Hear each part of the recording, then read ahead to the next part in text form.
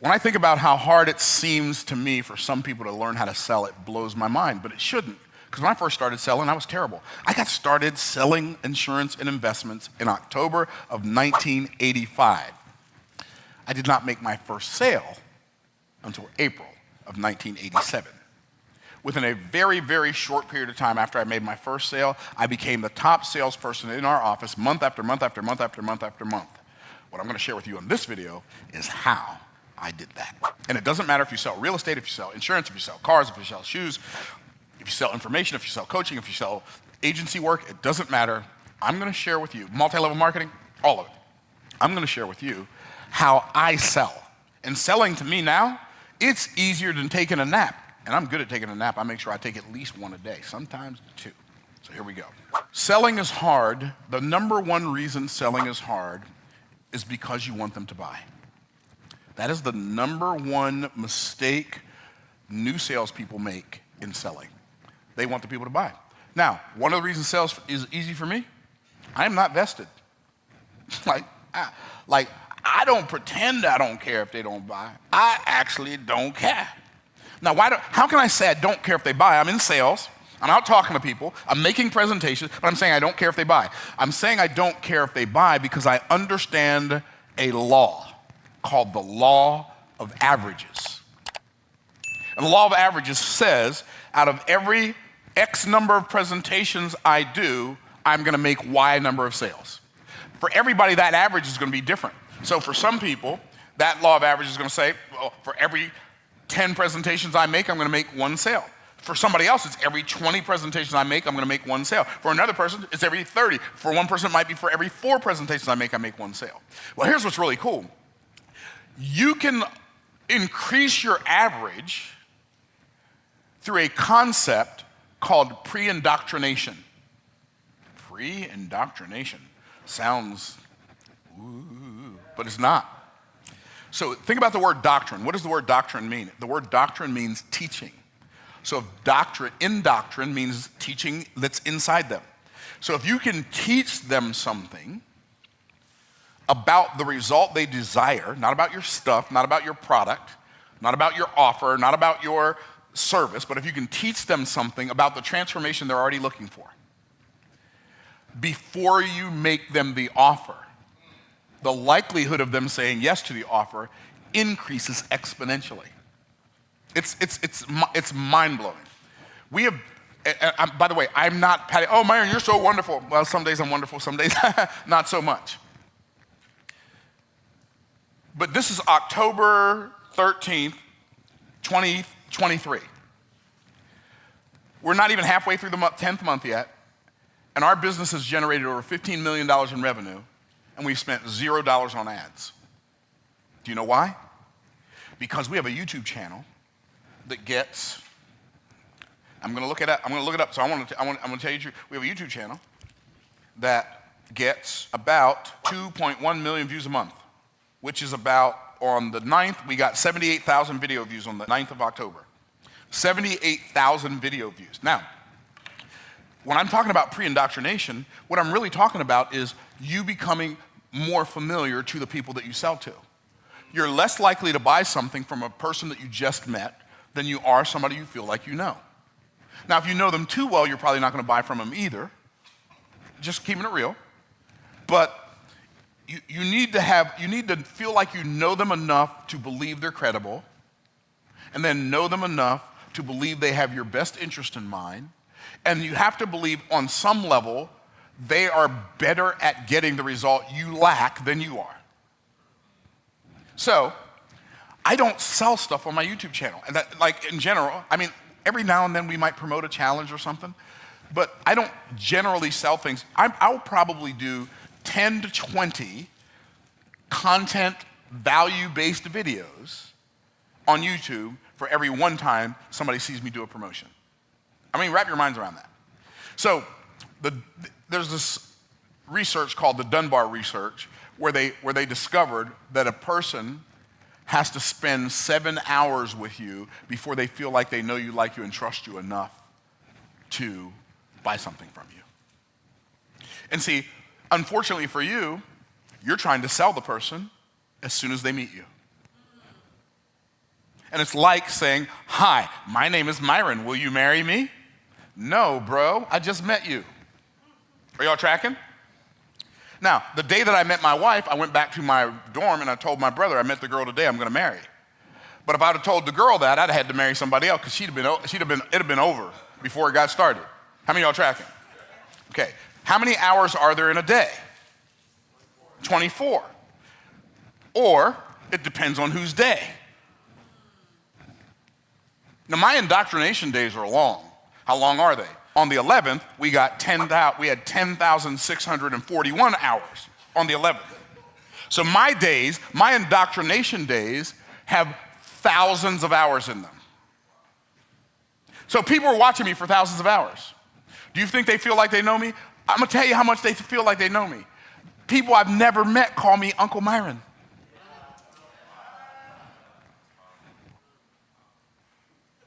I'm just saying. Okay, wait a minute. The 21st of September, that day had 18,378 hours in it, in one day. That's how much time people spent watching and here's what's cool. I ain't trying to sell them anything.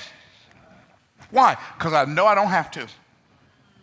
When the farmer plants the seed in the ground, he doesn't go out there every day and say, you gonna grow or not? The farmer does what the farmer does, and he trusts the soil and the sun and the water to do what only the sun, the soil, and the water can do. When I go on YouTube, I ain't trying to get anything from anybody. I'm just saying, hey, I learned this really cool thing. Y'all gonna love it. And then I get all excited about it. And then people, oh my goodness, that thing changed my life. And then they say, I can't believe he's teaching this stuff for free. You know what that means? When somebody says, I can't believe he's teaching this stuff for free, you know what that means? That means I feel like I owe him. I don't feel like they owe me, but I don't mind them feeling like they owe me. And so when they find something that I have for sale, the thought that comes to their mind, if this man helped me this much for free, I can only imagine how much he's gonna help me if I pay him. Ta-da. You know what I call YouTube? You know what I call my YouTube channel? The content on my YouTube channel? I think it's like 416 or 420 videos. You know what I call that? That's my community service content. That's the stuff I put out into the world just to help people, even if I never meet them, if they never pay me a dime. I'm okay with it. Why? Because I understand the law of the farm. What is the law of the farm? Every deed is a seed. Every word is a seed. Every thought is a seed. Every dollar is a seed that I'm sowing into the garden of my future. If I sow good seeds, it's impossible for me not to reap a good harvest. It's impossible for me not to reap a good harvest. Are y'all tracking? And so I just sow good seeds. I literally put up a video. Watch this now. I put up a video every day on YouTube. Every day. Either a long form or short form video. Every day on YouTube. I give the people who want to hear from me something to hear from me. Every day. You don't have to be that obsessive. I'm just obsessive. What can I say? But I only make like a big offer once a month. Wrap your mind around that. In a 31-day month, they get 30 days of community service. They get 31 days of community service. One offer. See, we've all heard it said that an educated customer is going to be your best customer. We've all heard that. But when was the last time you watching this video, you in this room, when was the last time you wrote a book that solved the problem of your ideal client? And all they had to do was read the book and it helped them. This book right here, I got a guy in Canada, English is his second language. French is his first language. He read this book. He said, Myron, I read the book. I did what was in the book. This is a terrible French accent, I know. Don't judge me. Pray for me.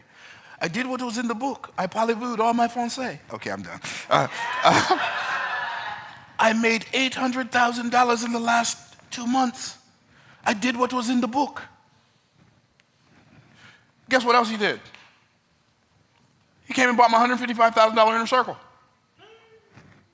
I didn't have to go knock on his door. I didn't have to ask him. He said, you helped me so much in that book. I want to give you some of this money so you can help me make some more. Are y'all picking up what I'm putting down? See, what I realize, I'm not in a hurry to make a sale. You're in such a hurry to make a sale, you're chasing people away. You know what I do? Put out content. You know what else I do? I wait for them to come looking for me. Here's what I know. See, here's what's amazing. People, they don't really like me enough to buy something because I need to make a sale. So me needing to make one is not going to do anybody any good. It ain't going to do me any good. It ain't going to do them any good. So I might as well just look out for them. And if I look out for them long enough, they're going to come looking for me so they can pay me for some more. Here's what I realized. I realized that there are already in the world right now hundreds, thousands, tens of thousands, hundreds of thousands of people who would love to pay me. Millions of people who would love to pay me if they only knew I existed and had their solution. And see, the reason I make so much money and we make so many sales is because I don't go looking for those people. I make myself so findable that they stumble upon me and ask this question, where have you been my whole life? And you're so worried about what you think somebody's going to think about the sound of your voice or how your hair looks or how you look or how much you weigh, you won't put any content out for the marketplace to serve them. I'm just keeping it real. And here's the thing. All of us know something that'll help somebody other than us. All of us know something. There was a group of people out there in the world waiting for Miss Homemaker Martha Stewart to write a book on how to decorate your house. And now she's a billionaire with a B, baby. See, we think it's some big breakthrough. Well, it is. Here's the breakthrough. Go serve the people. He will be greatest among you. Let him be servant of all. Care more about them getting their result than you do about their getting their money. And I promise you, you'll start making sales. That's where it starts. Law of averages. Okay, so we talked about the law of averages. Talked about I am never trying to make a sale. I'm never trying to get anybody to buy. To me, selling is not about me trying to get you to buy. To me, selling is me persuading you, which is not the same as convincing you. I believe that convincing is the opposite of sales. I think convincing is what people who are bad at sales resort to because they're so terrible at sales. And that's why people think they don't like sales, because they don't like it when people try to convince them. I don't like it when people try to convince me. Bro, leave me alone. I already said no. Leave me alone. You don't have to convince. You can't. By the way, you can't convince me. If my no don't mean maybe not.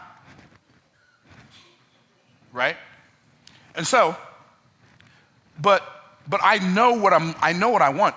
I think about my tailor, Tiffany. She called me back in January. I didn't know her, and I don't like telephones. And I don't like talking on the phone. Even if I like you, I don't want to talk to you on the phone. It's not because I don't. The phone is like a handcuff, right? And so when my phone rings and I see a number I don't recognize, I don't answer it. But I answered it this day because I think I was waiting for a plumber, or I was waiting on somebody to come do something in this building, come do something in my house, and I answered, hey, this is Tiffany, and so-and-so gave me your name. And when she said so-and-so's name, I didn't know them either. And now I'm looking at my phone like, why are you calling me, and how did you get my number? And I said, who gave you my number? And she told me the guy's name, Rod something. I said, I don't know him. And I said, I don't know him. And I wasn't being mean, but I was being direct. I didn't want her to be confused and think I was okay with this. I'm keeping it real. She said, well, my name's Tiffany Taylor, and my name's Tiffany Taylor. My name's Tiffany Sanders, and I'm Rod's tailor, and he thought you might be interested in some suits. Some dude I don't know think I might be interested in some custom suits. I said, you make custom suits? She said, yeah. Yeah, I might be interested in that. Come by and see me. Why? Not because it wasn't anything she said. There was nothing she said. It was not her presentation. It was the fact I was looking for a tailor. I was like, man, you know what? In fact, I got one of the guys in my inner circle, I was gonna call his tailor, but he lives somewhere else. This person lives locally. I can have a tailor that lives locally. This is gonna be great. So, okay, I'll look at some of your stuff. She comes by my house. She sells me 4 suits, and it was $26,000.